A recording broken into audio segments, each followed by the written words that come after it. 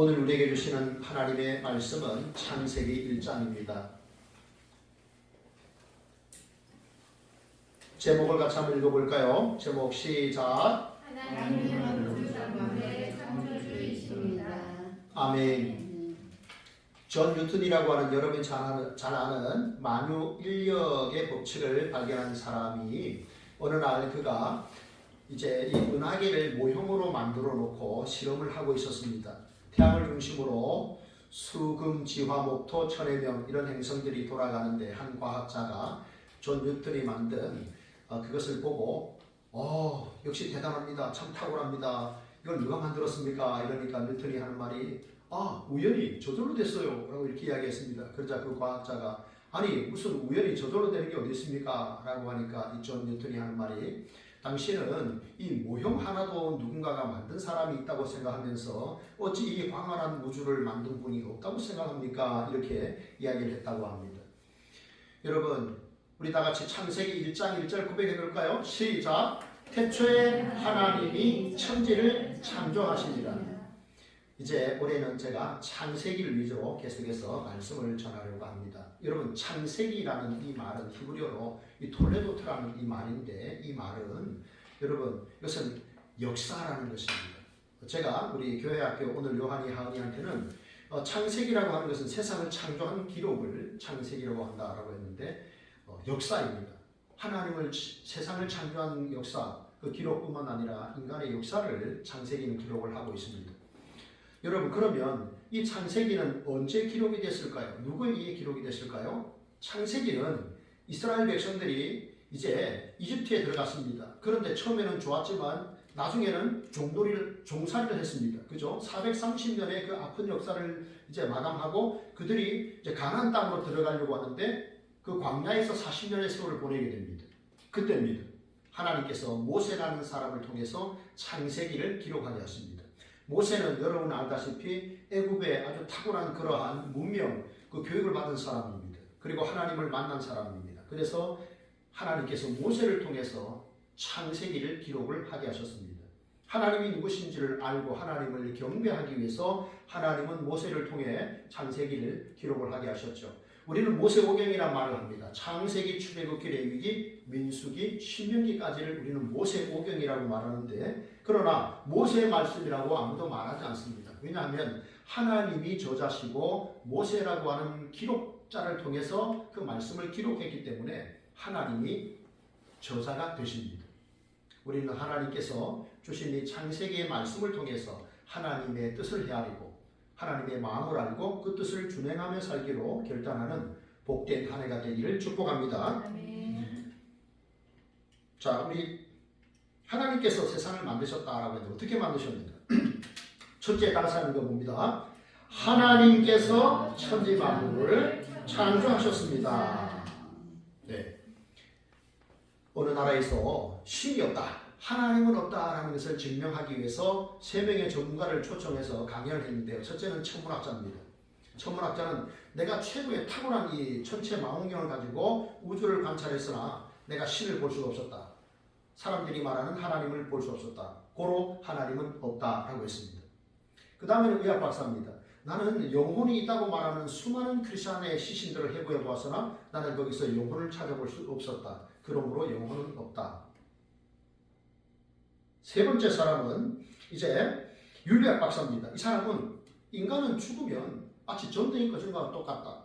모든 것이 끝난다.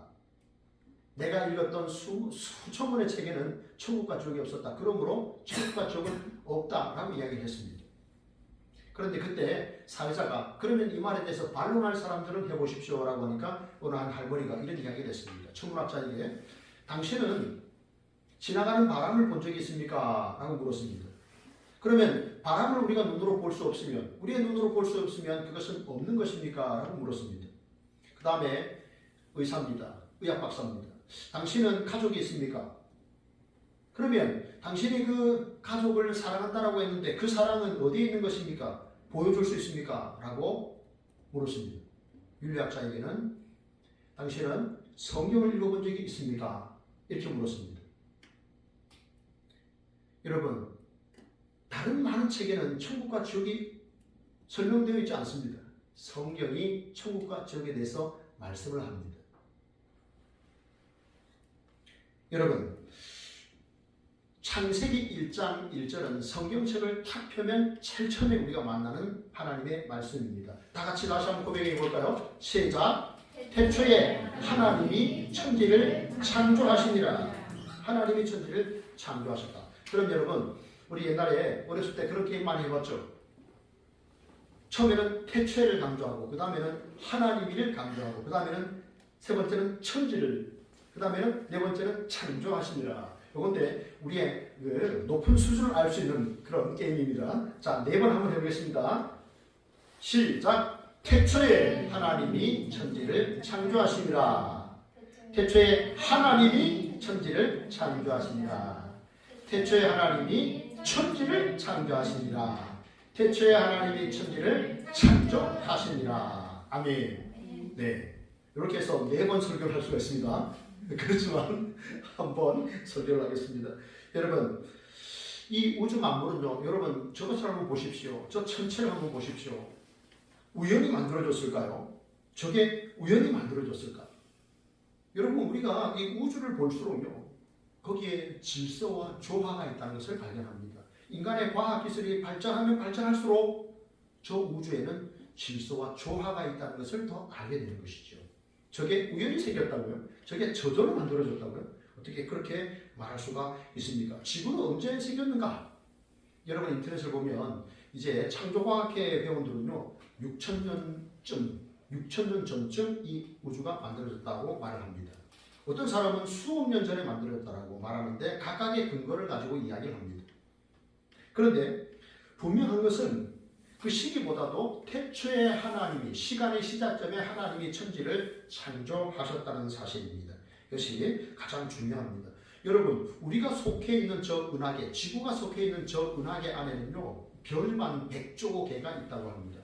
그런데 저런 은하계가 19개는 이미 발견이 되었는데 과학자들, 전문 과학자들은요, 100만 개의 우주 은하계가 있다고 이야기를 하는데, 서울대학교의 그 성영은이라고 하는 그 지구과학 가르치는 그 교수 한 분이 목사님, 장로님들을 모아놓고 강의를 하면서 이 은하계는 계속해서 팽창이 되고 있습니다. 그 규모는 어마어마합니다라고 했습니다. 과학자들이 100만 개, 우리가 속해 있는 저런 지구가 속해 있는 은하계가 이미 19개가 발견이 되었고 이제 100만 개쯤이라고 추정을 하는데, 그런데 그 교수님은 그 은하계는 계속해서 확장이 되고 있습니다 라고 했습니다. 어마어마한 것입니다. 그런데 여러분, 놀라운 것은 하나님께서 저 많은 별들 중에 어떤 별에 제일 관심을 가질까요? 지구입니다. 지구. 네, 지구. 하나님께서 지구입니다. 태양이 있고 수성, 금성, 그 다음에 지구입니다.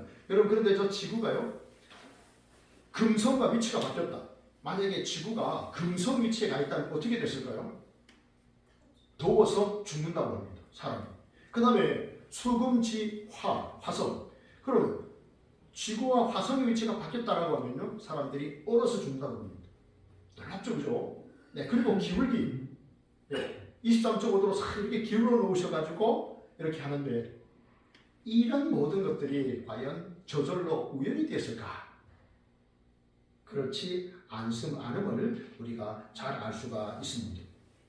왜 하나님께서 저 지구에 유일하게 저렇게 관심을 갖고 계시냐 하는 겁니다. 수많은 사람들이 과학의 발달로 인해서 다른 별에 물이 있는가를 봅니다. 사람이 물이 있어야 생존이 가능하지 않습니까?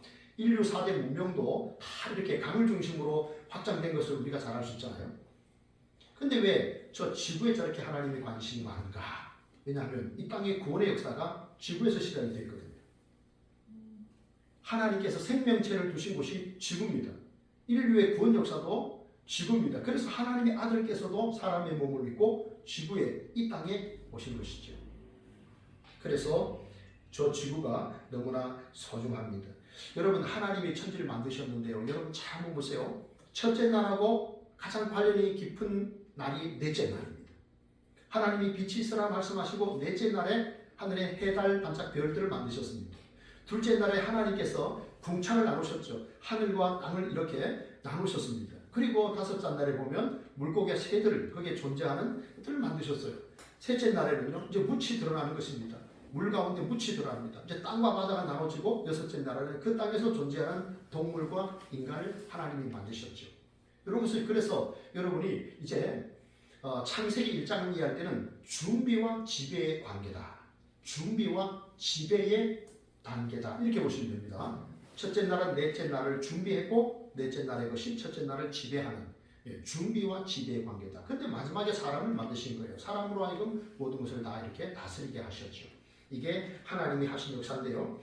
이것을 하나님께서 왜 만드셨는가 하는 겁니다. 중요한 것은 하나님이 왜 이 땅을 창조하셨는가? 누굴 위해서 만드셨을까요?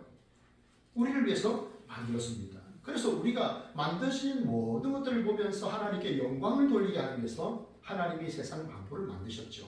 그리고 또 하나님께 감사하게 하기 위해서 하나님의 은혜를 찬송하기 위해서 하나님이 이 온 우주 만물을 만드신 것을 볼 수 있습니다. 그래서 이사야서 43장 7절에는요. 내 이름으로 불려지는 모든 자 곧 내가 내 영광을 위하여 창조한 자를 오게 하라. 내가 그를 지었고 내가 그를 만들었느니라.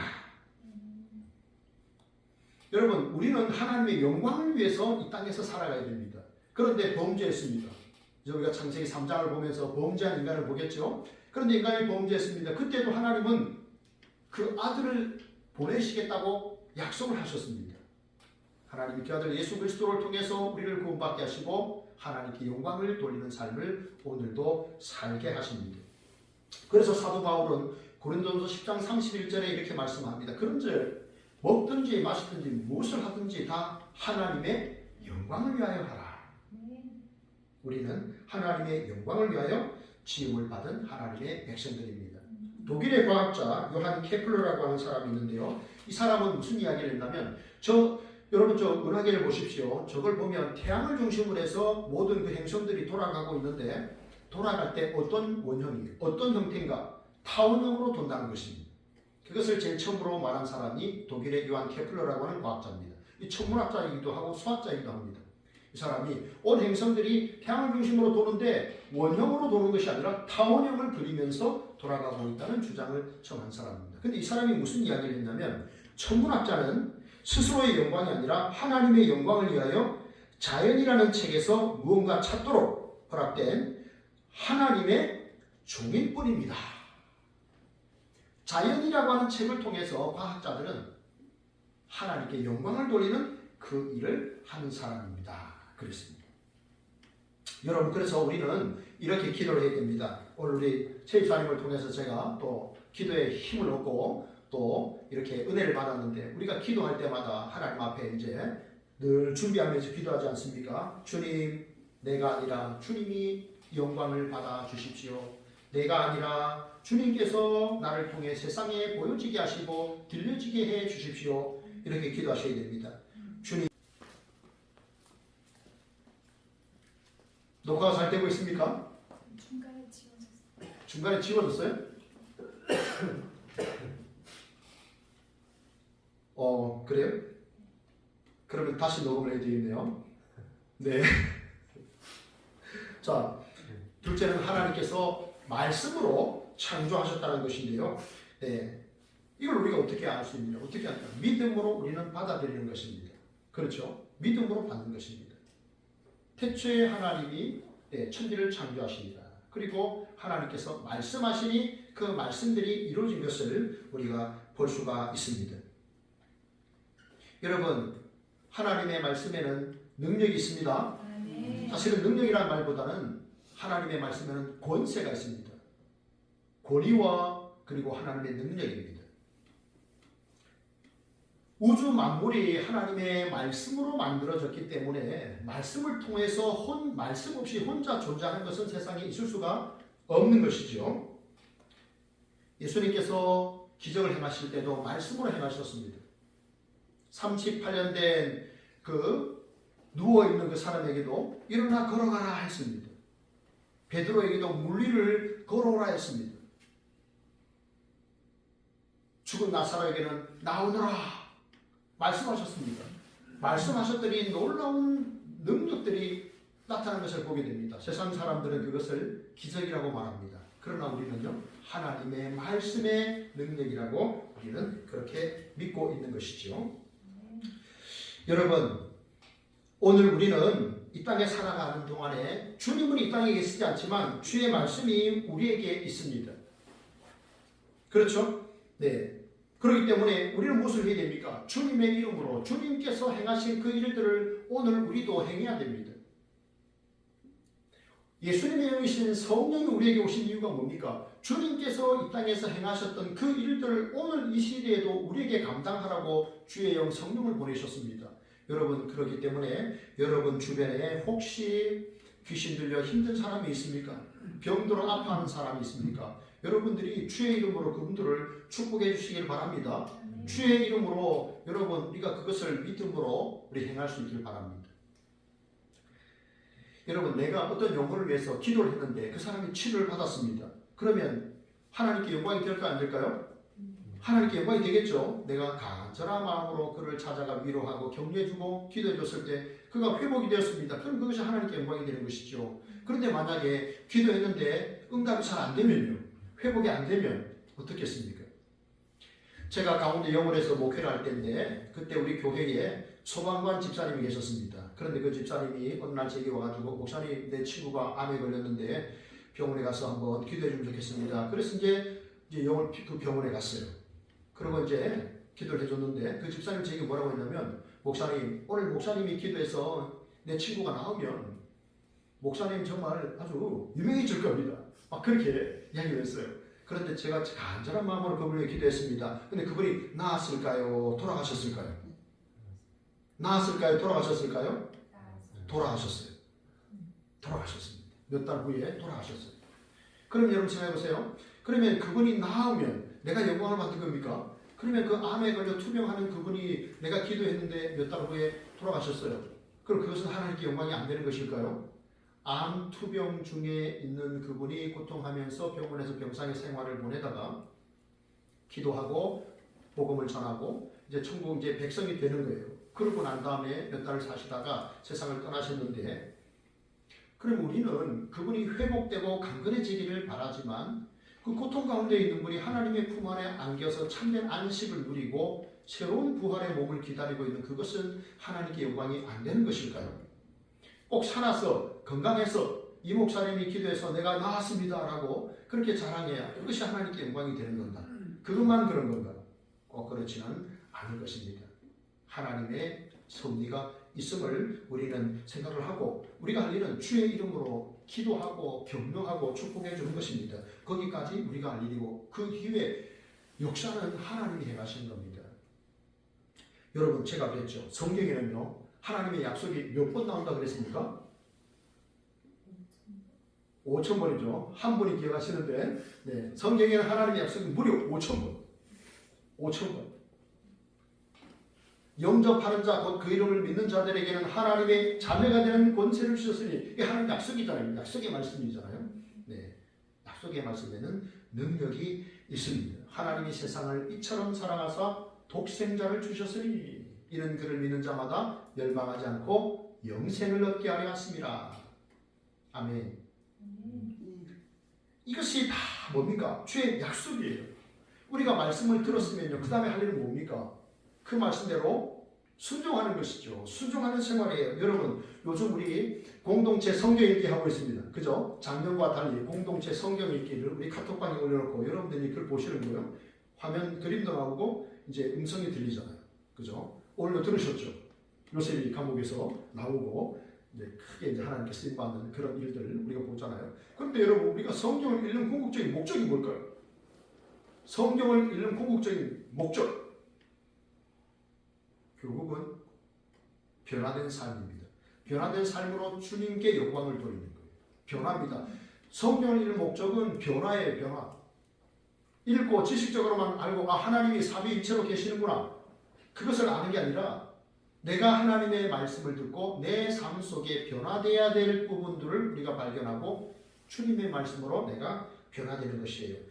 여러분, 제가 지난주에 이렇게 말씀드렸습니다. 여러분, 앞으로 카톡이나 문자를 보낼 때 할렐루야라는 말을 소두에 쓰든지 말미에 쓰든지 한번 해보라 그랬습니다. 그런데 어떤 성도님이 저에게 할렐루야 이렇게 하면서 카톡을 보내왔습니다. 내가 깜짝 놀랐습니다. 그리고 그날부터 시작해서 계속해서 내가 할렐루야라는 말을 앞에 붙이든 뒤에 붙이든 제 어떤 목회자들 카톡방에도 항상 쓰고 있습니다.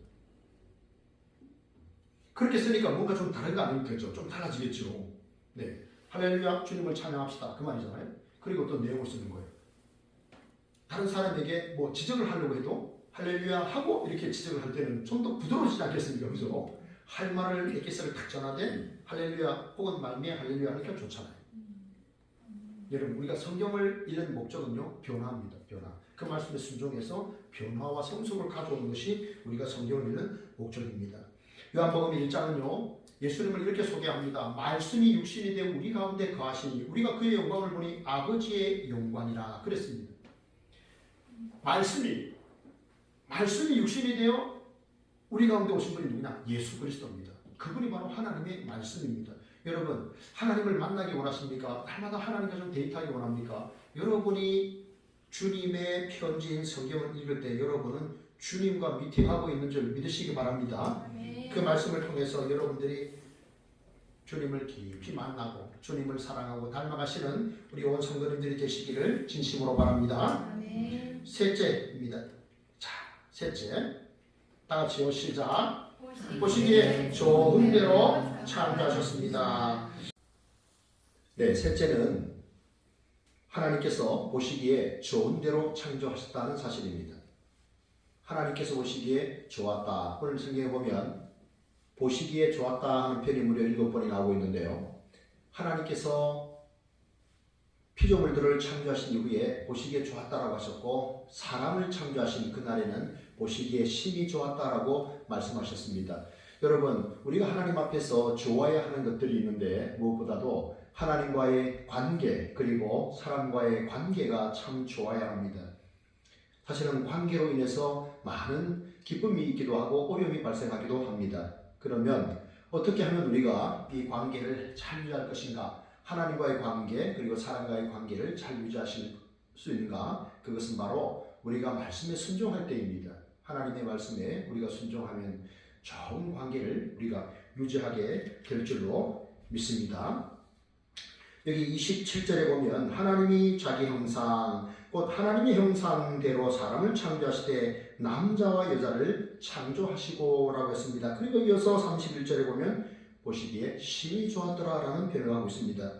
여러분 우리가 존재하는 목적, 살아가는 목적이 바로 여기에 있습니다. 우리는 하나님이 보시기에 너무너무 좋은 존재들입니다. 심히 아름다운 존재들입니다. 보시고 너무 기뻐서 어쩔 줄 몰라 하는 그러한 우리가 하나님의 자녀입니다. 우리가 바로 그런 사람들입니다. 그렇다면 하나님이 우리를 보시고 그렇게 좋아하셨다면 우리도 하나님 앞에서 하나님을 기쁘시게 하는 정말 하나님을 기분 좋게 하는 유쾌하게 하는 그러한 삶을 우리도 살아가야 하겠습니다. 신앙생활이 뭐겠습니까? 결국은 하나님을 기쁘시게 하는 겁니다. 하나님께 영광을 돌리는 것입니다. 그것이 하나님을 기분 좋게 흡족하게 해드리는 것이죠. 그렇다면 우리가 어떻게 하나님을 영화롭게 할 것인가? 어떻게 우리가 구체적으로 하나님께 영광을 돌릴 것인가? 우리는 오늘 성경에 하나님의 형상, 하나님의 모양 같은 말인데요. 어떻게 이 하나님의 형상을 통해서 우리가 하나님께 영광을 돌릴 수 있을까? 우리가 세 가지로 한번 생각해 보기를 원합니다. 첫째는 우리가 하나님의 형상으로 지음받았다는 것은 하나님이 우리와 같은 이런 모습이다 그런 것이 아니라 하나님이 가지고 계시는 속성 가운데 지, 정, 의 그 세 가지 요소를 사람이 가졌다는 겁니다. 지라고 하는 것이 무엇입니까? 알지자입니다. 안다는 것입니다. 우리는 하나님을 알아갈 수 있고 또 사람을 알 수 있습니다. 우리가 하나님을 알 때 나 자신을 알 수 있지 않습니까? 우리는 이렇게 알 수 있는 존재입니다. 하나님께서 이런 능력을 인간에게만 주셨습니다. 그래서 우리는 성경을 통해서 기도 가운데 하나님을 알아가야 합니다. 늘 알아가야 합니다.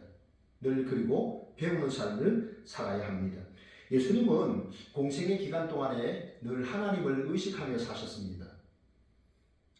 40일 금식 후에 마귀에게 이끌려서 이제 시험을 당하는 그런 장면을 우리가 볼 수 있지 않습니까? 마귀가 그토록 유혹을 합니다. 네가 정말 하나님의 아들이냐? 유혹을 합니다. 스스로 영광을 받기를 그렇게 마귀가 유혹하지만 예수님은 오직 하나님께만 영광을 돌리셨죠. 예수님의 관심은 오직 하나님께 있었습니다. 하나님의 뜻에 있었습니다. 예수님께서 말씀하십니다. 내가 하늘에서 내려온 것은 내 뜻을 행하려 함이 아니요 나를 보내신 이의 뜻을 행하려 함이라. 주님 그렇게 말씀하시고 일평생 그렇게 사셨습니다. 여러분 생각해보면 예수님께서 십자가에 달리셔서 죽임당하신 것은 결국은 하나님의 뜻을 아셨기 때문입니다. 아버지여 내 뜻대로 마시고 아버지의 원대로 하옵소서. 예수님께서 그렇게 말씀하셨습니다. 그리고 그 주의 뜻을 이루기 위해서 예수님 십자가에서 죽임당하시기까지 하셨습니다. 예수님의 삶은 언제나 하나님을 의식하는 삶이었고 그리고 그분을 기쁘게 하는 삶이었습니다. 우리도 마찬가지입니다. 늘 성경을 통해서 기도 가운데 우리가 더욱더 깊이 하나님을 알아가시기를 바랍니다. 그리고 더욱더 나아가서 우리가 하나님을 닮아가는 삶, 우리는 하나님을 모방하는 사람이다. 그래서 be imitators of God라는 말을 씁니다. 하나님의 모방자, 하나님을 닮아가시는 그러한 삶을 살아갈 수 있기를 축복합니다. 둘째는 정적인 존재입니다. 정. 이웃을 향한 따뜻한 마음, 사랑, 그러한 마음을 갖는 것이 정인데요. 한국 사람들 참 우리가 정을 참 중요시하게 생각하잖아요. 그래서 한국의 어떤 대표적인 그 초코파이 회사에 보면은 한자로 이렇게 정이란 한자를 이렇게 써 있는 것을 우리가 볼 수 있는데 또 중국은 그렇지 않습니다. 중국은 참을 인자를 또 써서 이렇게 판매하는 것을 제가 본 적이 있습니다. 여러분 생각해보면 우리 예수님께서는 참 이렇게 결국 그 정이라고 하는 것이 관계에서 오는 것인데 예수님은 성자이셨지만 늘 성부 하나님과 그리고 성령님과 교제하는 그러한 교제의 그런 관계를 유지하셨습니다. 하나님께서 사람을 만드실 때에 특별히 우리를 만드실 때 우리가 우리의 모양을 따라 우리의 형상대로 그런 말씀하지 않습니까? 하나님이 우리를 만드실 때 그렇게 서로 교제하시면서 그렇게 하셨다는 것을 이렇게 성경이 강조를 하고 있습니다. 하나님의 사회성이라는 말을 우리가 하는데요. 성부와 성자와 성자가 성령이 서로 삼위로 각각 계시지만 한 몸으로 이렇게 교제하는 것을 볼 수가 있습니다. 우리 역시 마찬가지입니다. 사람 인자라고 하는 그 한자를 보면 혼자서 있을 수 없습니다. 반드시 누군가 같이 함께 있어야 사람인이 되는 것입니다. 사람은 특별히 이 교제, 그런 관계성 속에서 존재하는 그러한 존재임을 우리가 기억을 해야 됩니다. 특별히 하나님께서 남자와 여자를 만드셨다라고 했는데 이 남자와 여자는 서로 홀로 독립할 수가 없습니다. 그래서 서로 보완하셔야 되고 서로 돕고 서로 위로하고 함께 세워져 가야 되는 그러한 교제의 관계라는 것을 성경이 알려주고 있습니다. 예수님은 늘 하나님과 교제하셨고 또 공생의 기간 동안에 이웃과 교제하셨던 것을 볼 수가 있습니다. 예수님은 늘 이웃에게 관심을 늘 가지셨고 또 그들을 돌보는 그런 귀한 사역들을 계속 하셨습니다. 인자가 온 것은 잃어버린 자를 찾아 구원하려 함이라고 말씀하셨습니다. 예수님은 죄인들에게 복음을 전하셔서 하나님의 백성 되게 하시는 그 일들을 하기 위해서 힘써 애쓰셨습니다. 주의 말씀을 선포하시고 가르치시고 병든 자들을 고치시는 그러한 일들을 힘껏 하셨습니다. 나사로도 살리셨고 회당장 야이로의 딸도 살리셨습니다. 예수님은 언제나 그들을 도울 준비가 되어 있으셨습니다. 예수님은 제자들에게 최고의 사랑이 무엇인가? 사람이 자기 친구를 위하여 목숨을 버리는 것, 이보다 더 큰 사랑이 없노라 라고 말씀하셨습니다. 주께서 우리를 친구 삼아주셨고 우리를 대신해서 우리의 모든 죄값을 십자가에서 치르시고 우리를 위해 죽으시고 우리를 의롭다 하시기 위하여 친히 부활하셨습니다. 사랑하는 성도 여러분, 여러분이 혹 기도하는 가운데 혹 여러분들이 계속해서 떠오르는 그런 사람이 있다면 여러분 꼭 한번 연락을 주시기를 바랍니다. 기도 가운데 계속 생각나는 우리 성도들이 있거나 혹은 직장 동료가 있거나 혹은 이웃이 있거나 혹은 자녀들의 친구가 있을 수도 있습니다. 그럴 때면 꼭 연락을 해 주십시오. 하나님께서 여러분에게 감동을 주셔서 아마 그 사람을 도우라고 하는 그러한 신호일 수 있습니다.